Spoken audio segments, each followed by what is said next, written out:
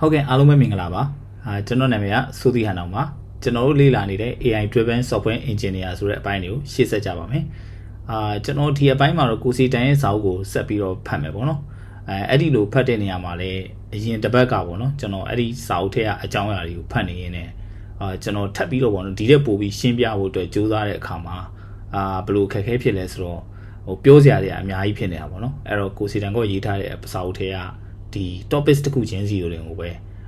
ကျွန်တော်တို့ post တစ်ခုဒါမှမဟုတ် video screencast တစ်ခုပြောလို့ရတဲ့အဆင့်ထိရှိတယ်ပေါ့နော်အဲ့တော့နောက်ဆုံးတော့ကျွန်တော်ဘယ်လိုဆုံးဖြတ်လိုက်လဲဆိုတော့ကိုစီတန်ကရေးထားတဲ့အတိုင်းပဲအဲ့အတူချုပ်ပုံမှာပဲကျွန်တော်တို့ပြန်ပြီးတော့ဖတ်သွားမယ်ပေါ့နော်အဲ့ပုံမှာကျွန်တော်နားလည်တဲ့ဟာလေးနဲ့ပေါင်းဆက်ပြီးတော့ရှင်းပြသွားမယ်လို့ရည်ရွယ်ထားပါတယ်ဟုတ်ကဲ့ကျွန်တော်ရှေ့ဆက်ပြီးတော့လေ့လာလိုက်အောင်ဗျOkay ကျွန်တော်တို့ပြီးခဲ့တဲ့ဘက်ကဒီ C4 model ထိပြီးသွားပြီပေါ့နော်အဲ့တော့ကျွန်တော်တို့ရှေ့ဆက်ပြီးတော့ဖတ်ရမယ်ဟာ 5.2.5 ပေါ့နော်အဲ့တော့ architecture design records ဆိုတဲ့အပိုင်းပေါ့နော်အဓိကကတော့ဒီ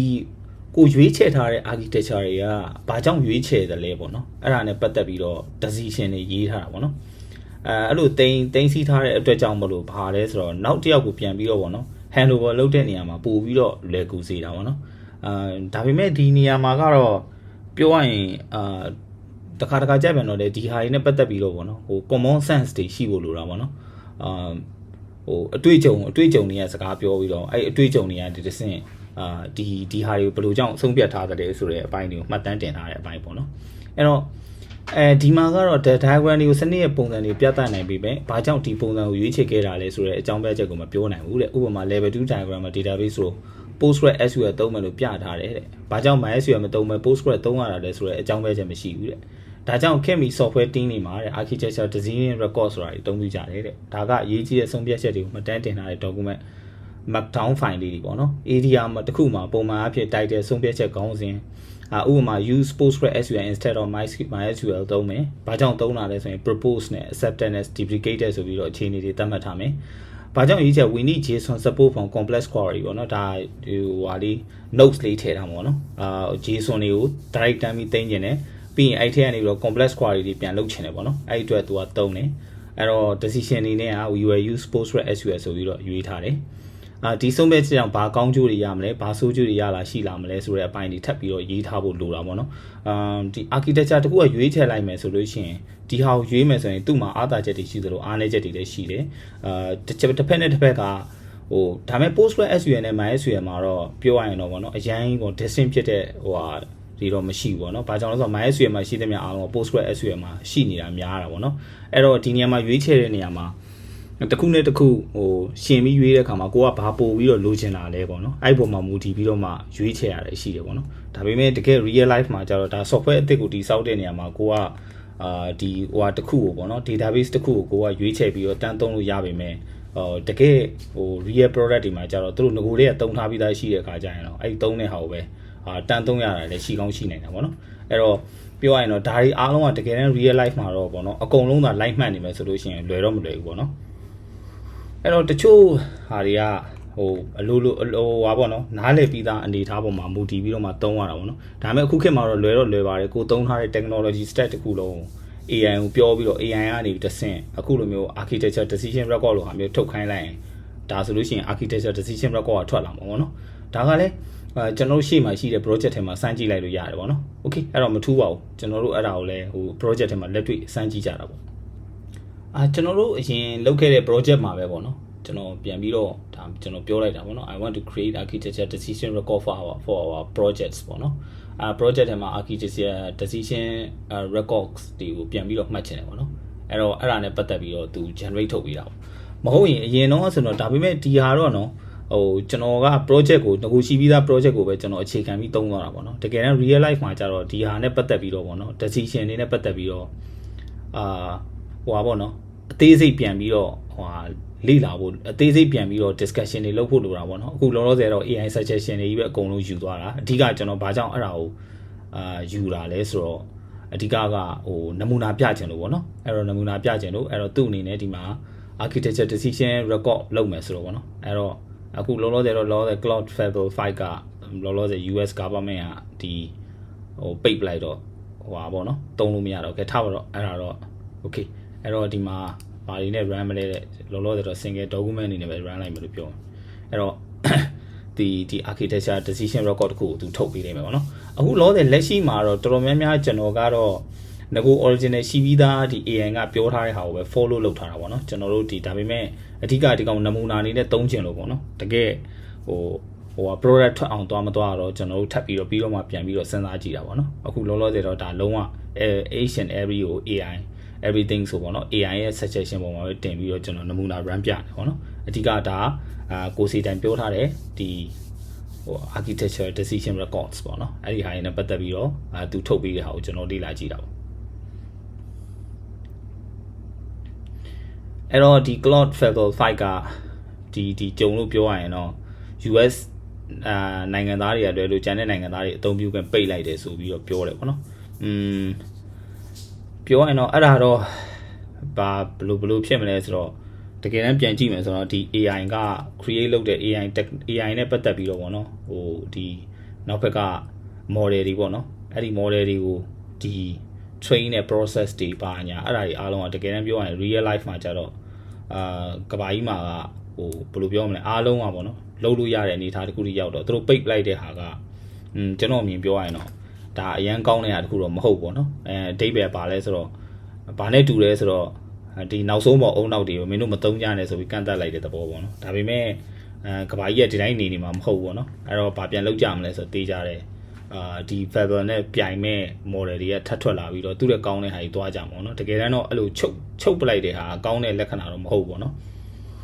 ်တခြားမကြည့်နဲ့ပေါ့ဥပမာဟိုဟာကျွန်တော်တို့ဒီတရုတ်ရဲ့ဒီ Huawei တွေကိုပိတ်ပလိုက်တာပေါ့နော်အဲ့တော့ဘာဖြစ်လဲဆိုတော့ Huawei ကသူ့OS တွေထုတ်တယ်သူ့ device တွေထုတ်တယ်သူ့ရဲ့ ecosystem ကြီးတစ်ခုလုံးတည်ဆောက်လာတဲ့ခါကျတော့ခုနောက်ပိုင်းဆိုလို့ရှိရင်ဟိုအသုံးပြုတဲ့သူတွေတဖြည်းနဲ့များလာပြီပေါ့နော်အဲ့တော့အဲ့ဒီလိုပဲတကယ်တမ်းတော့ AI model တွေကြည့်မယ်ဆိုလို့ရှိရင်လည်းဒါကintroduce လုပ်ခဲ့တဲ့ဟာကတူဘယ်လိုပြောမလဲဒီ American တွေစာပြီးလုပ်ခဲ့တယ်ဆိုပေမဲ့တကယ်တမ်းတော့အဲ့ resources တွေအားလုံးကတော့ကမ္ဘာပေါ်မှာရှိသမျှပညာရှင်အားလုံးကထည့်ထားတဲ့ resource တွေပေါ့နော်ဒီ resource တွေကြည့်မယ်ဆိုလို့ရှိရင်သူတို့ American တခုတည်းပိုင်တဲ့ resource တွေမဟုတ်ဘူးပေါ့နော်အဲ့တော့ပြောရရင်တော့ဒါက knowledge ကို level ကြီးအုပ်တဲ့ဟာမျိုးတခုတော့ဖြစ်လာမှာပေါ့နော်ဒါပေမဲ့သူတို့အကြောင်းပြတာတော့national security ဘာညာတာကပြောပေမဲ့တကယ်တမ်းတော့ဘောင်မဝင်ဘူးလို့တော့ကျွန်တော်တို့ထင်တာပဲပေါ့နော်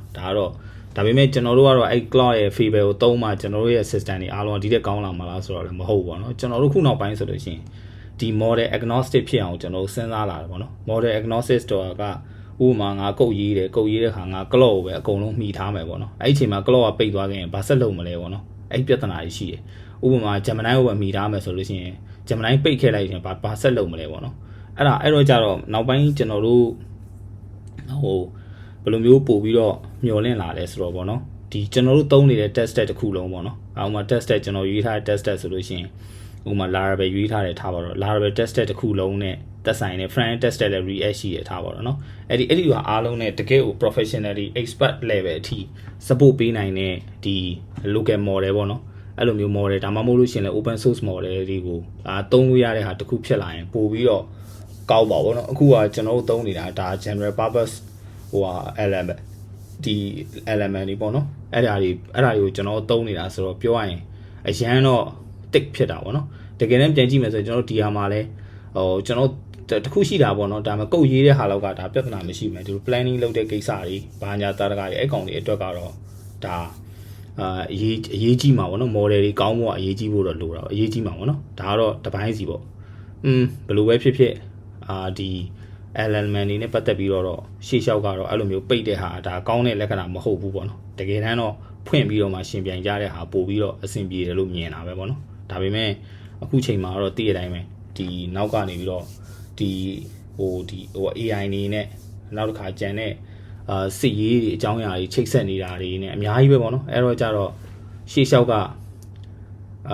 AI နေဝင်လာတဲ့အချိန်မှာပေါ့နော်ဒီ modern war တွေပေါ့နော်အဲ့ဒါ warfare တွေကလည်းတော်တော်လေးပြောင်းလဲလာတာတွေ့ရတယ်ပေါ့နော်အရင်ဆိုလို့ရှိရင်တို့အကြီးကြီးတွေပိုင်နေအကောင်းစားကြီးတွေပိုင်နေဆိုတဲ့ဟာလေအခုနောက်ပိုင်းအဲ့လိုမဟုတ် AI သုံးပြီးတော့ခက်သေးသေးနဲ့ဈေးပေါပေါတွေနဲ့ဟိုအများကြီးထုတ်ပြီးတော့ဟိုပြန်ပြီးတော့ပေါ့နော်ဟိုတိုက်ခိုက်တဲ့ဟာတွေကလည်းပို့ပြီးတော့အောင်မြင်လာတဲ့ခါကျတော့ဒီ AI နဲ့ပတ်သက်ပြီးတော့ထိန်းချုပ်ချင်လာတဲ့အကြောင်းတရားတွေလည်းရှိလာနိုင်တာပေါ့နော်ဒါပေမဲ့ဒီလိုမျိုးပေါ့နော် story တွေကဟိုအရင်တော့လည်းရှိခဲ့ဘူးတယ်ဘာကြောင့်လဲဆိုတော့ computer တွေစပြီးတော့ပေါ်လာတာတော့ computer က ဒါကလုံးဝ military အတွက်ပဲသုံးမယ်ဆိုပြီးသူတို့ကန့်သက်ထားခဲ့ရနေတော့အဲ့တော့သူတို့တိုးတက်တာထင်တော့မတိုးတက်ခဲ့ဘူးပေါ့နော်နောက်ဆုံးတော့ business application တွေ business ဘက်မှာသုံးမယ်ဆိုတော့ကြာမှလာအဲ့ဒီ computer တွေကဒီအရင်တက်ပို့ပြီးအများကြီးထိထိရောက်တိုးတက်လာတာပေါ့နော်အဲ့လိုအခြေအနေဆိုတော့ပြောရရင်ဒီ AI တွေကိုဒီလိုမျိုးစီးပွားရေးဘက်မှာသာသုံးမှသာဒီလက်ပို့ပြီးတိုးတက်တဲ့အခြေအနေတခုရောက်မှာပေါ့နော်ဒါပေမဲ့ကျွန်တော်အမြင်ကတော့ရှေ့လျှောက်ကပေါ့နော်ဒီ LLM ကိုခြေခံထားတဲ့ဒီ AI တွေကတော့တိုးတက်မှုနှုန်းကလည်းဒီလက်ပို့ပြီးတော့မြင့်လာကြအရင်မရှိတော့ဘူးလို့တော့ကျွန်တော်တော့မြင်လာပြီပေါ့နော်လုံးဝငါ့ကိုဒါလုပ်ပေးစမ်းကွာဆိုပြီးရှိသမျှ perfect ဖြစ်တဲ့application တခုနောက်ဒါမှမဟုတ်လို့ရှိရင် result တခုထုတ်ပေးနိုင်တဲ့ဟာတခုကတော့ဖြစ်လာနိုင်စရာရှိပေမဲ့ဒါပေမဲ့ဘယ်လိုပြောမလဲလူတွေကိုကြော်သွားလို့မရတော့တဲ့အခြေအနေတခုကတော့ရောက်လာခဲ့ပြီပေါ့နော်ကျွန်တော်ခုနောက်ပိုင်းဒီ developer တွေပေါ့နော်ကုတ်တွေရေးကြတဲ့ခါကျရင်ဘာတွေဖြစ်လာလဲဆိုတော့ဒီcognitive ပေါ့နော် depth လို့ခေါ်တာပေါ့နော် cognitive depth ဆိုတာကဘာလဲဆိုတော့နားလည်ဖို့လိုအပ်တဲ့အကျွေးတွေပိုပြီးလာတယ်ပေါ့နော်ကုတ်တွေကိုကိုယ်တိုင်မရေးတော့ဘူး AI ကိုပဲရေးခိုင်းတယ်ရေးခိုင်းတဲ့ခါကျတော့အဲ့တော့ဘာဖြစ်လာလဲဆိုတော့ AI ကပဲရေးပြီးသွားတဲ့ခါကျတော့လုံးဝနားမလဲတော့ဘူးပေါ့နော်လူကလုံးဝနားမလဲတော့တဲ့ပြဿနာတွေဖြစ်လာတယ်ဖြစ်လာတဲ့ခါကျတော့အဲ့ဒါကျွန်တော်ပြောချင်တာအခုမှစရေးတဲ့လူတွေလည်းမဟုတ်ဘူးပေါ့နော်အဲ့လိုတကယ်ကုတ်ရေးနေတဲ့သူတွေတောင်မှခုနောက်ပိုင်းဆိုလို့ရှိရင်ကုတ်တွေက AI ထုတ်ပြီးတဲ့ကုတ်တွေရမ်းများတော့မစစ်နိုင်တော့ဘူးเนาะမစစ်နိုင်တဲ့ခါကျတော့ तू ကဘာလုပ်လာလဲဆိုတော့တဖြည်းဖြည်းနဲ့လွတ်ပေးနေ तू ကိုယ်တိုင်တော့နားမလဲတာတွေများလာတယ်ပေါ့နော်ဒါကတော့ तू ထုတ်ပြီးတဲ့ဒီပေါ့နော်ကျွန်တော်တို့ ADR ပေါ့နော်โอเคအဲ့ဒါ तू ထုတ်ပြီးသွားတယ်ထုတ်ပြီးသွားတော့အဲ့ဒါတော့ပြန်ပြီးတော့ကြည့်လို့ရတယ်ပေါ့နော်ဒါပေမဲ့ကိုယ်တိုင်လက်တွေ့လေ့လာပြီးကိုယ့်ရဲ့အတွေ့အကြုံကရလာတဲ့ဟာနဲ့ तू ပြောတဲ့ဟာနဲ့ဆိုလို့ရှိရင်ဒါကwisdom တော့ဖြစ်မှာမဟုတ်ဘူးเนาะ knowledge တက်ပဲဖြစ်လိမ့်မယ်เนาะသူပြောတာအားလုံးကိုယုံလိုက်ရတာဖြစ်မှာကိုယ်တိုင်တကယ်တမ်းပြန်ပြီးတော့တိုက်ဆိုင်စစ်ဆေးကြည့်တဲ့အခါကြာလို့ရှိရင်ကိုယ့်ရဲ့အတွေ့အကြုံနဲ့ရှင်တဲ့ဟာဟုတ်မဟုတ်ကတော့ဒါတော့စဉ်းစားစရာရှိပါเนาะလောလောဆယ်တော့ကျွန်တော်နမူနာအနေနဲ့ထုတ်ပြတာဒီမှာ architecture decision record တော့ထွက်လာပြီပေါ့เนาะဒါကထုတ်ထားတင်လာဆိုတော့ထုတ်ထားတင်တယ်ဒါပေမဲ့ AI ကိုကြီးပဲလုံးဝပုံနေတာမျိုးမဟုတ်ပဲねလူနဲ့ AI နဲ့တွဲပြီးစဉ်းစားပြီးတော့ AI ကိုက guide လုပ်ပြီးတော့ဘယ်လိုကိုလိုချင်တဲ့ပုံစံပေါ်မှာမူတည်ပြီးတော့ကိုယ်တိုင်လည်းသိထားတဲ့ဟာပေါ့နော်ဒီမှာဆိုလို့ရှိရင်ကျွန်တော်အခုလိုထုတ်ချလိုက်ပြီဆိုကျွန်တော်ခုနပြောသလို cognitive depth ကကျင်းနေပေါက်ဖြစ်လာတော့မှာကျွန်တော်မဖတ်ဘူးဆိုတာနဲ့ဖြစ်လာတော့မှာဖတ်ပြီဆိုရင်တော့ဒါကဒါပါလားဆိုရင်အတွေ့အကြုံရှိရလို့ကသိတယ်ပေါ့နော်အတွေ့အကြုံမရှိရလို့ကြတော့ဒါကသိမှာမဟုတ်ဘူးနော်အဲ့ဒါတော့ဒါတော့တစ်ချက်ပြန်ပြီးတော့ဖတ်ကြည့်ဖို့လိုတယ်ဖတ်ကြည့်ပြီးတော့ကျွန်တော်ပြောချင်တာအဲ့ဒါ cognitive depth ကလည်းဖြစ်တဲ့အပြင်ကိုနောက်တစ်ခါ work load ကလည်းအရန်ကြီးလာတယ်ပေါ့နော်ဒါဆိုရင်ကျွန်တော်ဒီမှာဒီသူ ADR ထုတ်ခိုင်းလိုက်တာထုတ်လဲထုတ်တော့သူပြောလိုက်တာစာမျက်နှာနဲတာမဟုတ်တွက်ကြည့်စာမျက်နှာအားလုံးစုစုပေါင်းဘယ်လောက်ရှိတယ်ဆိုတော့မကြီးရစာမျက်နှာနံပါတ်မပေါအဲ့တော့ပြောရရင်စာမျက်နှာနဲတာမဟုတ်အဲ့ဒါအားလုံးကိုဖတ်ဖို့တာဝန်ရှိလာတယ်အဲ့တော့ဖတ်ဖို့တာဝန်ရှိရမဖတ်ဘဲနဲ့လှုပ်ပေးရောမရဘူးလားရတယ်ဒါပေမဲ့ဘာဖြစ်လာမလဲဆိုတော့ကို့မှာဒီ cognitive depth တွေအများကြီးတင်လာလိမ့်မယ်နောက်တစ်ချိန်ကျရင်ဘာကြောင့်လှုပ်သွားတယ်ဆိုတော့ကိုသိမှာမဟုတ်တော့ဘူးပေါ့နော်ဒါကတော့AI ထုတ်ပေးလိုက်တဲ့အပေါ်မှာလဲကိုကပြန်ပြီးတော့ဖတ်ပြီးတော့မှ verify ပြန်လုပ်ရမယ်နောက်ပြီးတော့သူပြောထားတဲ့ဟုတ်မဟုတ်ဆိုတော့ပြန်စစ်ဖို့လိုမယ်ဘာကြောင့်ဒီညမှာဘာကြောင့်ပြန်စစ်ဖို့လိုမှာလဲဆိုတော့ AI ကဥပမာကျွန်တော်ဒီ area ကိုကျွန်တော်ဒီနောက်တစ် version တစ်ခုနဲ့ထုတ်ပေးပါလို့ပြောသူနောက်တစ်ခါထပ်ထုတ်မှာအဲ့ဒီအချိန်ကျရင်အရင်ထုတ်ပေးတဲ့ဟာနဲ့နောက်ကဟာနဲ့တူချင်မှတူတော့မှာဘာကြောင့်အဲ့လိုမျိုးမတူတာဆိုကျွန်တော်ဒီ AI က non deterministic ပေါ့နော် non deterministic ဆိုတာပြောရလို့ရှိရင် result ကအတိအကျထွက်ဖို့ဆိုတာမသေးကြဘူးရေးအဲ့တော့ပြောကိုစိမ့်prompt ပဲပေါ့နော် same prompt ကို different results တွေထွက်လာမှာအဲ့တော့ different results တွေထွက်လာလို့ရှိရင်တေချာပေါက်ကိုအနေနဲ့ပြန်ပြီးတော့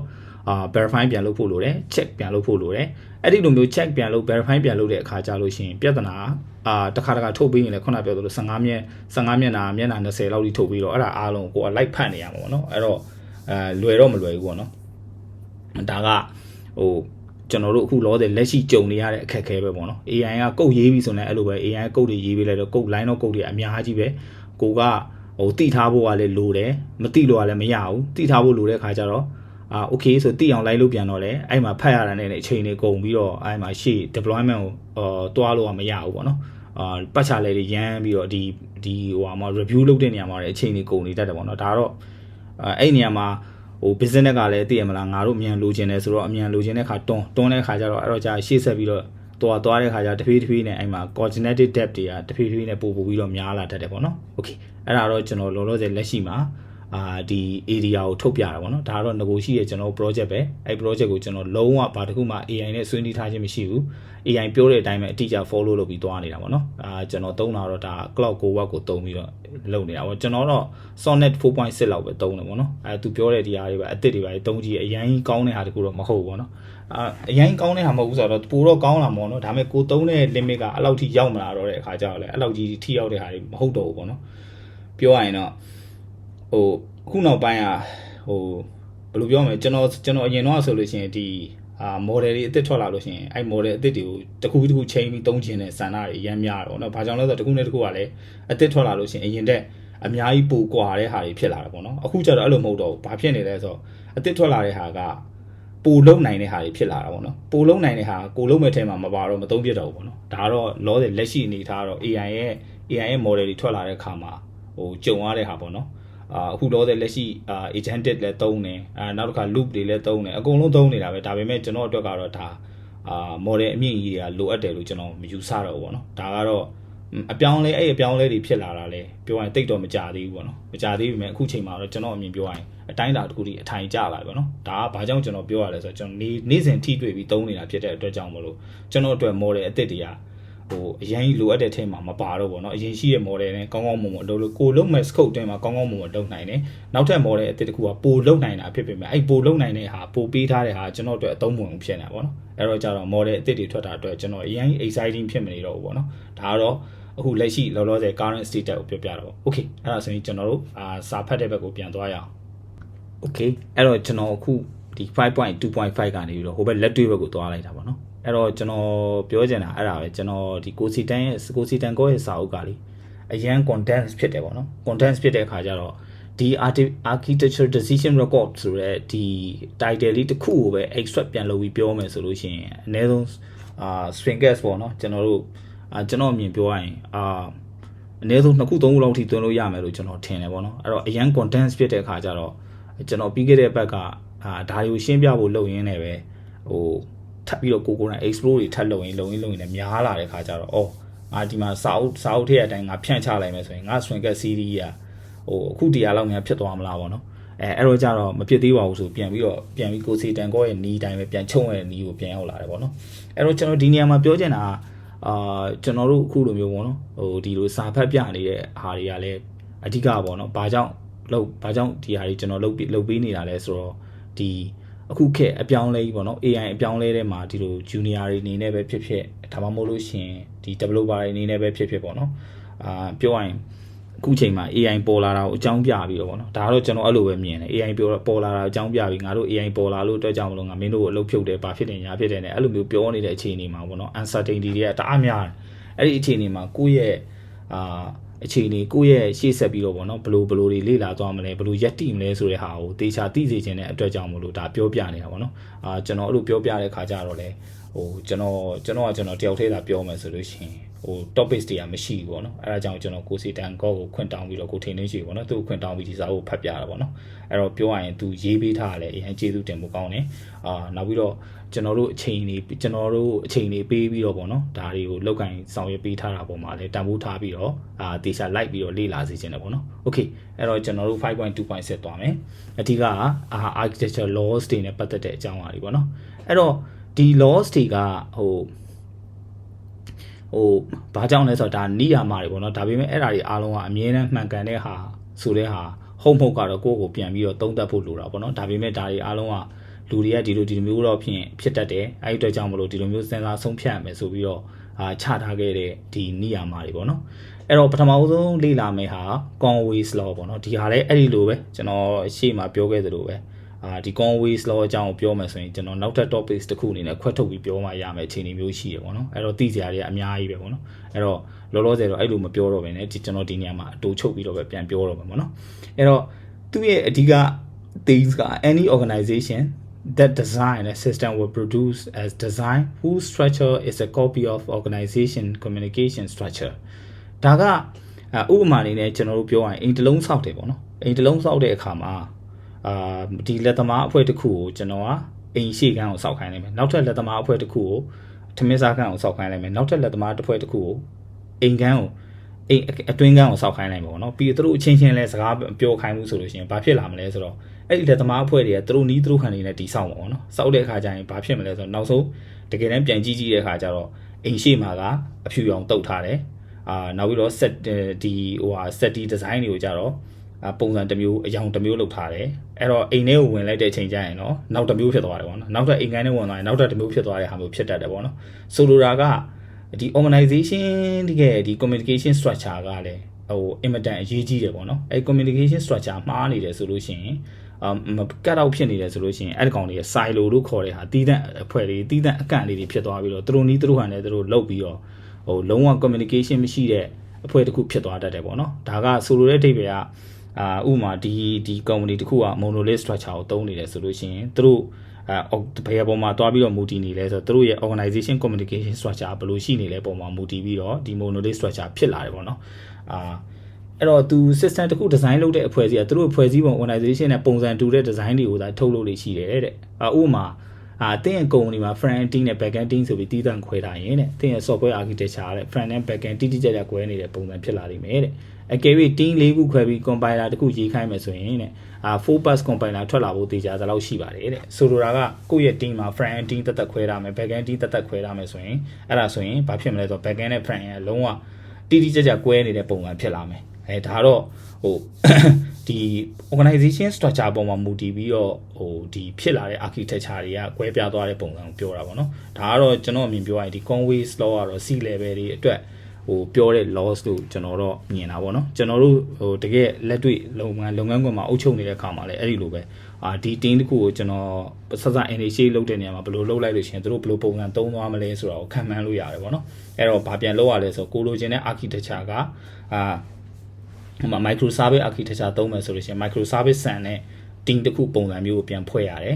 ဒါမှ monolithic ကိုသုံးမယ်ဆို monolithic architecture structure နဲ့လိုက်တဲ့ဒီ communication style organization structure ကိုပြန်သွားရတယ်အဲ့ဒီပြင်ကိုအခုခေတ်မှာ AI အသုံးပြုတဲ့ခါကျရင် AI အသုံးပြုလာတဲ့ခါကျတော့လည်းအဲ့ဒီ organization structure နဲ့ပတ်သက်ပြီးတော့စဉ်းစားကြရတယ်အများကြီးရှိလာတော့ဗောနော်အရင်လိုမျိုးပုံစံအများကြီးကွဲနေတာမဟုတ်တော့ဘဲနဲ့ဘယ်လိုပြန်ပြီးတော့ဒီနေရာမှာငါဒီနေရာမှာတော့ငါဘယ်လို AI နဲ့အစားထိုးမလဲဒီနေရာမှာတော့ငါ AI agent ကိုဘယ်လိုသုံးမလဲအစားအကုန်လုံးပြန်ပြီးစီစဉ်ရတာဗောနော်အခုအချိန်တွေကပြောပြမယ်ဆိုတော့ကျွန်တော်တို့လက်တွေ့ရစမ်းသပ်နေတဲ့အချိန်ပဲရှိသေးတယ်ဗောနော်လုံးဝအထိုင်ကျသွားတဲ့အချိန်တွေတခုတော့မဟုတ်သေးဘူးဗောနော်အဲ့တော့လိုချင်တဲ့ architecture ပုံစံတခု micro service ရှိတယ်ဆိုရင်အဖွဲ့အစည်းပုံအရင်ပြောင်းလဲဖို့လိုကောင်းလိုပါလိမ့်မယ်တဲ့ဒါကို inverse Conway maneuver လို့ခေါ်ပါတယ်တဲ့team A နဲ့ team မှာ communication လုပ်တဲ့ influence က software မှာဆိုရင် module A နဲ့ module A API call ဖြစ်လာတတ်တယ်ဆိုလိုတာကဥပမာဗျာ team A က order processing unit ကိုကိုင်တယ်ပေါ့team B က customer unit ကိုကိုင်နေဆိုရင်တေးကြတယ်သူတို့ module ကလုံးဝကွဲထွက်သွားလိမ့်မယ်ဒီ module ကဒါကသူကလုံးဝဒီorder processing နဲ့ပတ်သက်တဲ့ module ပဲသွားတယ်ဒီဘက် model က customer နဲ့ပတ်သက်ပြီးတော့သွားတယ်အဲ့တော့ပြဿနာတော့ဘာဖြစ်လာလဲဆိုတော့ဒီလူကဒါပဲနားလဲတယ်ဗောနော်ဘာနဲ့တူလဲဆိုတော့ကျွန်တော်တို့ဒီစက်ရုံမှာဗောနော်ဒီလူကလက်ချုပ်တယ်ဆိုလက်ကလွယ်လို့ကြံနေရမချုပ်တတ်တော့ဘူးအဲ့ဒီလိုမျိုးဖြစ်တတ်တယ်ဗောနော်ဒါပေမဲ့ဒါတော့ organization ရဲ့လိုအပ်ချက်ပုံမူတည်တာပေါ့နော် organization ကိုလည်းငါလည်းဒီလိုပဲဖြစ်စေချင်တယ်တခုလုံးမရသွားစေချင်ဘူးဆိုတဲ့ဟာမျိုးတွေလည်းရှိတတ်တယ်ပေါ့နော်ဒါမှမဟုတ်လို့ရှိရင်တခုလုံး the whole process နေနဲ့နားလည်မှာဖြစ်မယ်ဆိုပြန်တော့လည်းဘာလုပ်လဲဆိုတော့ team တွေကို shuffle လုပ်ပြီးတော့သုံးလေးရှိတယ်ပေါ့နော်ဒီ team ကပထမဒီ module ရေးတယ်ဆိုရင်အဲ့ဒီ module ကိုနောက်လူကိုလွှဲနောက်ထပ် module တစ်ခုပြန်ရေးပေါ့နော်ဒါကတော့organization structure ပေါ်မှာchange ပြီးတော့ပေါ့နော်ဒီ architecture ပုံစံတွေကိုပြောင်းသွားတဲ့နေရာတွေမှာသုံးတဲ့ဟာဆိုတော့ကျွန်တော်အမြင်ပြောရရင်တော့ဒါ C level တွေအဓိကထားပြီးသုံးတဲ့ဤစနစ်တွေပေါ့နော်ဒါကတော့ဒါ law အနေနဲ့သူသတ်မှတ်ထားတယ်ဆိုပေမဲ့ဒါကအခုခေတ်ပေါ့နော်ဒါ online ကနေပြီးတော့ communication လုပ်လို့ရတဲ့အနေအထားတစ်ခုနဲ့ဖြစ်လာတဲ့ခါကျတော့အားလုံးအဲ့လိုတိတိကျဒီတိုင်းပဲတက်ရောက်မလားမရောက်ဘူးလားဆိုတော့ပြောရတော့ခက်ခဲပဲပေါ့နော်ဘာကြောင့်လဲဆိုတော့ဥပမာကျွန်တော်တို့ပုံမှန်သူ့ရဲ့ Conway's law ရဆိုလို့ရှိရင်ထားပါတော့ team ကထိုင်းမှာတစ်ခုရှိတယ်ဒါမှမဟုတ်လို့ရှိရင်မလေးရှားမှာတစ်ခုရှိတယ်ဆိုလို့ရှိရင်မလေးရှား team ကတက်ခွဲထွက်သွားလိမ့်မယ်ထိုင်း team ကတက်ခွဲထွက်သွားလိမ့်မယ်အဲ့ဒီလိုမျိုးယူဆကြရှိပေမဲ့ communication tools တွေနဲ့ချိတ်ဆက်လိုက်တဲ့ခါကျရင်အဲ့ဒီလမ်းကြောင်းတွေပျောက်သွားအောင်လေလုပ်လို့ရတယ်ပေါ့နော်။ဘာကြောင့်လဲဆိုတော့ကျွန်တော်တို့ရဲ့ဒီ technology က remote job တွေနေနဲ့လုပ်လို့ရတဲ့ data တခုရှိပြီးသားဆိုတော့ပေါ့နော်။အဲ့ဒီကောင်ကလည်းအသားကျပြီးသားဖြစ်တဲ့အတွက်ကြောင့်အရင်ကတ်အောက်ဖြစ်နေမှာတော့မဟုတ်ဘူးပေါ့နော်။အဓိကတော့လူတွေက distance ဖြစ်နေပေမဲ့ဒီ communication ကအရင်အရေးကြီးတယ် communication ကောင်းကောင်းလုပ်နိုင်မှသာလူချင်းတဲ့ပုံစံတစ်ခုရမှာပေါ့နော်။ Okay အဲ့တော့နောက်တစ်ခုက CAP theorem လို့ခေါ်တယ် distributed system dilemma လို့ခေါ်တာပေါ့နော် distributed data store server တွေအများကြီးဖန်ထားတဲ့ database တစ်ခုမှာအောက်ပါ3ချက်တည်းက2ချက်ကိုသာတပြိုင်နက်တည်းရရှိနိုင်ပါတယ်3ခုစလုံးတပြိုင်နက်တည်းရဖို့မဖြစ်နိုင်ဘူးတဲ့ဘာဘယ်လိုမျိုးလဲဆိုတော့distributed data store ဆိုတာ server တွေအများကြီးဖြန့်ထားတဲ့ database ပေါ့နော်ဥပမာ micro service လိုမျိုးပေါ့နော် order service မှာ order database သတ်ရှိတယ်နောက်တစ်ခါ customer service မှာ customer database သတ်ရှိတယ်နောက်တစ်ခါpartner ဟိုပါပေါ့နော် partner service မှာ partner database သတ်ရှိတယ်အဲ့ဒီလိုမျိုးပေါ့ product ဆိုရင် product database သတ်ရှိတယ်ရှိအဲ့လိုကွဲထွက်နေတဲ့အချိန်ကြရင်တဲ့ဒီ3ခုမှာ2ခုပဲရနိုင်တယ်ဟို consistency ဖြစ်မယ် availability ဖြစ်မယ်ဆိုရင်tolerance မရဘူးပေါ့နော်အဲ့တော့နောက်တစ်ခါ availability ဖြစ်မယ်ပါဒီ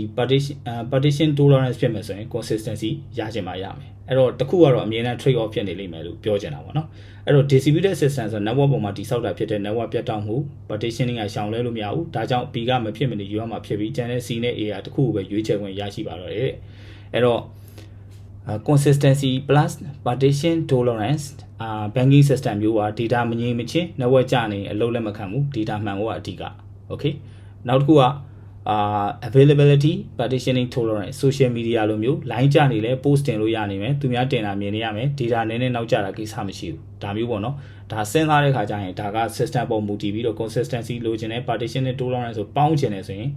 ဘယ်လိုလုပ်မလဲပေါ့နော်နောက်တစ်ခါ availability နဲ့ partition tolerance ဆိုပေါင်းချင်တယ်ဆိုရင်ဘယ်လိုလုပ်မလဲဆိုပြီးစဉ်းစားရတယ်ပေါ့နော်အောက်မှာပုံလေးနဲ့ဆွဲပြထားတယ် consistency partition tolerance ရတယ်ဆိုရင်ဒီကမြင်းကြောင်တစ်ခုပဲရွေးလို့ရတယ်ပေါ့နော် consistency နဲ့ဒီokay အဲ့တော့သူဒီအပေါ်ဘက်မှာပြောထားပြီးသားပေါ့နော်ဒါတော့တကယ်လက်တွေ့မှာလည်းအဲ့ဒီအတိုင်းပါပဲဘာဒါကတစ်ဖက်ကိုလိုချင်တယ်ဆိုရင်တစ်ဖက်ကလက်လွတ်ရတဲ့ဟာမျိုးကိုပြောပြတာပေါ့နော်အဲ့ဒါသူ့ရဲ့နောက်ထပ် laws တစ်ခုပေါ့နော် okay နောက်တစ်ခုက Gauss law complexity evolution a complex system that what is invariably found to have evolved from the simple system that work ရှုပ်ထွေးပြီးအလုပ်ဖြစ်တဲ့စနစ်ကြီးတွေဟာတဲ့ရိုးရှင်းပြီးအလုပ်ဖြစ်တဲ့စနစ်လေးတွေဟာတဖြည်းဖြည်းပြောင်းလဲတိုးတက်လာတာဖြစ်ပါတယ်တဲ့အစာကလေးရှုပ်ထွေးတဲ့စနစ်ကြီးတစ်ခုကိုတိစောက်ဖို့ကြိုးစားရင်အလုပ်မဖြစ်ပဲကြာဆုံးမှုများပါတယ်တဲ့အဲ့ဒါကတော့ကျွန်တော်တို့တကယ် real life မှာလည်းဒါတော်တော်လေးကိုအရေးပါတယ်ပေါ့နော်တယောက်ချင်းစီရဲ့ကိုယ့်ရဲ့personal goals တွေကို personal ဟိုပါပေါ့နော်ဒီ achievement တွေကိုယ့်ရဲ့ personal ဒီ step တွေကိုတိစောက်တဲ့နေရာမှာလည်းတော်တော်ရေးပါတယ်ဘာဖြစ်တာလဲဆိုတော့ပြောရရင်လူတွေတော်တော်များများစလိုချင်အကောင်းသားပဲလိုချင်တာဗာပြီးရင်ဘလို့အပြည့်စုံဆုံးစက်တက်ကြီးတစ်ခုလုံးကိုလိုချင်တာတကယ်တော့ real life မှာသူတို့ရဲ့ပထမစစချင်းရှိတဲ့ဟာတော့ဘာမှမလုပ်ရသေးဘူးပေါ့နော်အဲ့ဒါကဟိုကျွန်တော်တို့ဒီကျွန်တော်အရင်တော့စာတင်တယ်ပေါ့နော်စာတင်တော့ကျွန်တော်တို့အဲ့လိုပဲ project တွေရေးတဲ့အခါမှာအဲ့ဒီကကျွန်တော်အမြဲတမ်းပြောလို့ရှိတယ်အဲ့တချို့လူတွေက project ဟိုပါပေါ့နော် proposal ခေါ်မှာ project planning မှာလည်းသူက project planning ကကြောက်ဖို့တော့ကောင်းတယ်အကြီးတွေပေါ့နော်အခုခေတ် AI နဲ့တော့ပိုတော့ကျန်းသေးတယ် AI ဆိုလို့ရှိရင်ငါ့ကို project planning ချပေးလို့ AI ကိုပြောရင် AI ရှောက်ချပေးမှာဒါလေးထည့်ဦးမလားဒါလေးထည့်ဦးမလားဆိုရှောက်ထည့်အကုန်ထည့်ပြီးတော့နည်းနည်းတော့အကြီးမဟုတ်ထွက်လာမှာသိကြတယ်ဒါပေမဲ့အဲ့ဒါကဘာဖြစ်မလဲဆိုအရင်ရှုပ်ထွေးပြီးတော့ကိုတိုင်းကဒီ business logic တွေနဲ့ပတ်သက်တဲ့ cognitive depth တွေတက်သွားမှာပေါ့နော် cognitive depth ဆိုတော့ကျွန်တော်ရှေ့မှာပြောခဲ့သလိုပဲပေါ့နော်နားလည်မှုလိုအပ်ချက်တွေရှိလာမယ်ဘာကြောင့်ထည့်ထားမှန်းကိုတိုင်းတော့မသိတော့ဘူးဘာကြောင့်လုပ်မှန်းလည်းမသိတော့ဘူးမသိတဲ့ခါကျတော့စနစ်ကြီးကကြီးပြီးတော့တကယ်တမ်းတော့အလုံးမဖြစ်ဘူးပေါ့နော်အဲ့တော့သူဆိုလိုရင်းကတော့ရှင်းတယ်ရှုပ်ထွေးပြီးအလုပ်ဖြစ်တဲ့စနစ်ကြီးကရိုးရှင်းပြီးအလုပ်ဖြစ်တဲ့စနစ်လေးတွေကနေတဖြည်းဖြည်းပြောင်းလဲတိုးတက်လာတာတဲ့အစာတွေရှုပ်ထွေးတဲ့စနစ်ကြီးတို့တိစောက်ဖို့ကြိုးစားရင်အလုံးမဖြစ်ပဲကြာဆုံးဖို့များတယ်ဒါရှင်းရှင်းလေးပဲဟိုဒီ one step at a time ပေါ့နော်ကိုလုံနေရဒီနေ့အတွက်ကိုအကောင်းဆုံးပါလုပ်မလဲအဲ့ဒီဟာပေါ်မှာနောက်တစ်ဆင့်ထပ်ပြီးတိုးမယ်နောက်တစ်ဆင့်ထပ်ပြီးတိုးမယ်ပေါ့နော်ကျွန်တော်အဲ့နေရာမှာတော့ကျွန်တော်ပြောလေးရှိတာတချို့တွေကဘယ်လိုပြောမလဲဒီနီးပညာ fee တဲ့ဝင်လာရင်ပေါ့နော်ဘာမှတော့မလုပ်ရသေးဘူးဘယ်လိုပြောမလဲဟိုအခုရှိတဲ့ဒီ Elon Musk လိုမျိုး trillionaire ကြီးဖြစ်ချင်တာ trillionaire ကြီးဖြစ်ချင်တာမျိုးပေါ့နော်တကယ်တမ်းတော့သူဘာမှမလုပ်ရသေးဘူးပေါ့နော်အဲ့ဒါမျိုးဖြစ်လို့မရဘူးပေါ့နော်အဲ့တော့ကိုဘာလုပ်နိုင်လဲကိုမှာဘာရှိလဲအဲ့တော့အဲ့ဒါကိုဘယ်လိုခေါ်လဲဆိုတော့ဟိုMVP လို့ခေါ်တာပေါ့နော် minimum viable product ဆိုတဲ့ဟာလေးရိုးရှင်းတဲ့ဟာလေးတွေကနေတွားရမယ်တွားပြီးတော့မှတဖြည်းဖြည်းနဲ့ကြီးလာအောင်လုပ်ယူရမယ်ပေါ့နော်အဲ့တော့ဟိုတကယ် real life business မှာလည်းအဲ့ဒီလိုပဲ business မှာလည်းအဲ့လိုပဲ MVP ကတော်တော်အရေးကြီးတယ်မဟုတ်ရင် cost ကလည်းအရင်နောက်ဘက်က MPV နဲ့မသွားဘဲနဲ့နောက်ကသွားမယ်ဆိုရင် cost တွေကလည်းအများကြီးလိုက်လာမှာကြီးသလောက်အများကြီးလိုက်လာမှာဥပမာထားပါတော့ user 1000လောက်1000လောက်သုံးဖို့အတွက်ကိုကရေးရတာပြဿနာမရှိဘူး user တယောက်လောက်သုံးဖို့အတွက်ကိုက6လလောက်ရေးနေမယ်ဆိုရင်ဒါကလုံးဝဖြစ်တဲ့ကိစ္စမဟုတ်တော့ဘူးပေါ့နော်အဲ့တော့စဉ်းစားစရာတွေကအများကြီးပဲပေါ့နော်အဲ့တော့ဘာလုပ်ရမလဲဆိုရင်တော့အဓိကဒီ message ပေးချင်တာကဒါရိုးရှင်းရှင်းလေးနေစပေါ့နော်ကျွန်တော်တို့တကယ် real life မှာလည်းအဲ့လိုပဲကျွန်တော် project planning အကြီးကြီးတွေပြောတယ် project တို့လာမှန်းနိုင်တာများတယ်ရေးလည်းမရေးနိုင်တာများတယ်အဲ့လိုမဟုတ်ဘဲနဲ့တေးသေးလေးပဲစဉ်းစားပြီးရေးလိုက်တယ်ရေးတဲ့ခါကျတော့အောင်မြင်သွားတာကြီးများတယ်ပေါ့နော်ဒါမဲ့တခုတော့ရှိတယ်အရန်သေးလို့လည်းမကောင်းဘူးပေါ့နော်အရန်သေးရဆိုတာပြောရရင်ချိုမိုင်ကတဲ့ app လောက်ပဲရေးတာတော့တိတ်ပဲမရှိဘူးပေါ့နော်ဥပမာထားပါတော့ mobile application ရေးတယ်ပေါ့နော် call me ဆိုပြီးတော့ button ကြီးတစ်ခုပါတယ်အဲ့ button နှိပ်လိုက်တဲ့ခါကျတော့ကိုယ့်ရှိကိုဖုံးဆက်တာအဲ့ဒါမျိုးလောက်တော့မရေးနဲ့ပေါ့နော်အဲ့တော့ကိုယ့်အတွက်ဘာဖြစ်ရမလဲဆိုတော့ကိုယ့်ရဲ့ခံနိုင်တဲ့ကိုလက်တင်ခံနိုင်တဲ့ challenge တစ်ခုကိုလည်းပါရမယ်အဲ့ challenge ကိုလည်းကိုဖြည့်ရှင်းနိုင်ပြီးတော့ရေးရင်းနဲ့အဲ့ဒါတဖြည်းဖြည်းနဲ့မြင့်တက်သွားတဲ့ပုံစံသွားရမယ်ပေါ့နော်အဲ့ဒါမှ तू ကတိုးတက်မှာမဟုတ်ဘဲနဲ့ဘယ်လိုပြောမလဲငါလုံနိုင်တာကြီးပဲအမြင်နဲ့လုံနေပြန်ရင်လည်းအဲ့ဒါဘာမှဖြစ်လာမှာမဟုတ်ဘူးဥပမာထားပါတော့ကျွန်တော်တို့နေဘက်သွားတဲ့အခါကျရင်မနေ့အေးရထားမယ်coffee တကလဖိဆိုင်ထိုင်မယ်နေ့လေ PDF ထိုးမယ်ပြီးညနေကြလို့ရှိရင်လက်ဖိဆိုင်ပြန်ထိုင်မယ်ပြီးညကြအိတ်မယ်အဲ့လိုလဲပတ်နေတဲ့ live တခုကဒါကလုံနိုင်တာပဲလုံနေတာအဲ့ဒီထဲမှာကိုကဘာလုပ်ရမလဲဆိုတော့မနေ့ပိုင်းမှာငါ challenge တခုထည့်ကြည့်ရမယ်ငါဒီစာအုပ်တစ်ခုဖတ်မယ်ငါဒါမှမဟုတ်လို့ရှိရင်ဒီနည်းပညာတခုလေ့လာမယ်ဆိုတော့ challenge လေးထည့်ပြီးတော့တက်သွားမှသာ तू ကအဲ့ challenge ကကိုယ်ဆွဲတင်သွားမယ်အပေါ်ပေါ့နော်ဆွဲတင်ပြီးတော့အဆင်ပြေမယ်ပေါ့နော်ဒါကကျွန်တော် live နဲ့လည်းပတ်သက်ပြီးတော့ပြောတာကျွန်တော်လည်းလုပ်ရင်အဲ့တိုင်းပဲလုပ်တယ်ကျွန်တော်အမြဲတမ်းလုပ်ရင်minimum viable product ဟိုပါပေါ့နော် goals ကိုကျွန်တော်ချပြီးတော့အလုပ်လုပ်တဲ့ပုံစံနဲ့တွားရတယ်ပေါ့နော်အဲ့တော့ဒါပေမဲ့အဲ့ဒါလေးတွေတေးလေးနဲ့များလာရင်နောက်ဆုံးကြရင်တော့ကိုယ့်ရှိမှာအကြီးကြီးဖြစ်လာတာပေါ့နော်အဲ့ဒါကိုကျွန်တော်တို့စာအုပ်တွေပဲဖတ်ချင်တယ်ဆိုလို့ရှိရင်လည်း atomic habits လိုမျိုးစာအုပ်တွေဖတ်ကြည့်လို့ရတယ်ပေါ့နော်အဲ့ဒါလည်းဒီနေရာမှာအများကြီးထောက်ပံ့ပြုပါလိမ့်မယ် okay နောက်တစ်ခုက Murphy's law လို့ခေါ်တယ်ပေါ့နော် anything that can go wrong will go wrong ဆိုလို့ရမှားရနိုင်တဲ့အရာတွေများတစ်ချိန်ချိန်မုတ်ချမှားသွားလိမ့်မယ်တဲ့စာပါတွေမှာမီးပြတ်နိုင်တယ် hard disk တွေပြတ်နိုင်တယ် network ပြတ်နိုင်တယ်ဒါကတော်တော်အရေးပါတယ်software architecture ကိုအရာအားလုံးအဆင်ပြေမယ် happy path လို့ user ပြီးဆွဲလို့မရဘူးတဲ့အရာအားလုံးပျက်စီးနိုင်တဲ့ user ပြီး fault တိုးလာတဲ့အပျက်စီးခံနိုင်ရရှိမှု redundancy အပိုဆောင်စနစ်များ circuit breaker တွေထည့်သွင်းစဉ်းစားရပါတယ်ဒါတော်တော်အရေးကြီးတယ်အမြဲတမ်း happy path happy ပေါ့နော်path ပေါ့နော်ဒီ happy ဖြစ်နေတဲ့အနေထားတစ်ခုပဲမျှော်လင့်ထားလို့မရဘူးကျွန်တော်တို့ဆိုလို့ရှိရင်စဉ်းစားရင်ဒီကောင်ကနေ fail ဖြစ်သွားရင်ဘယ်လိုလုပ်မလဲဒီဟာဆိုလို့ရှိရင်ငါဘယ်လိုပြန်ပြီး recovery ပြန်ဆွဲမလဲဒီလိုမျိုးတစ်ခုဖြစ်သွားရင် database ဆိုငါဘယ်လို backup ထားမလဲနောက်ပြီးတော့ဒီစနစ်တစ်ခုကတည်သွားခင်ငါဘယ်လိုပုံစံမျိုးနဲ့ထပ်ပြီးသွားမလဲအဲ့ဒါစဉ်းစားရတာအများကြီးပဲတောင်းဘယ်လိုပြောမလဲအတွေ့အကြုံနဲ့မရဘူးပေါ့နော်ဒါကတော့အတွေ့အကြုံအများကြီးပူတည်တယ်အတွေ့အကြုံဆဲနေရမှာလဲဒါကိုစီတန်ပြောသွားတဲ့အတိုင်းကိုစီတန်ရေးတဲ့ကိုစီတန်ကရေးသလိုပေါ့နော်ပထမစစချင်းမှာ ignorance ပေါ့နော် knowledge ပေါ့နော်နောက်တစ်ခုက wisdom ပေါ့နော် wisdom ဖြစ်မှသာအဆင်ပြေမယ်ပေါ့နော် wisdom ဆိုတာကကိုယ်တိုင်သိတဲ့အရာတွေပေါ့နော်ကိုယ်တိုင်တကယ်အမှန်ကန်တွေ့ကြုံရဖြစ်ဖြစ်အသိပညာရဖြစ်ဖြစ်ကိုယ်တိုင်ကိုတကယ်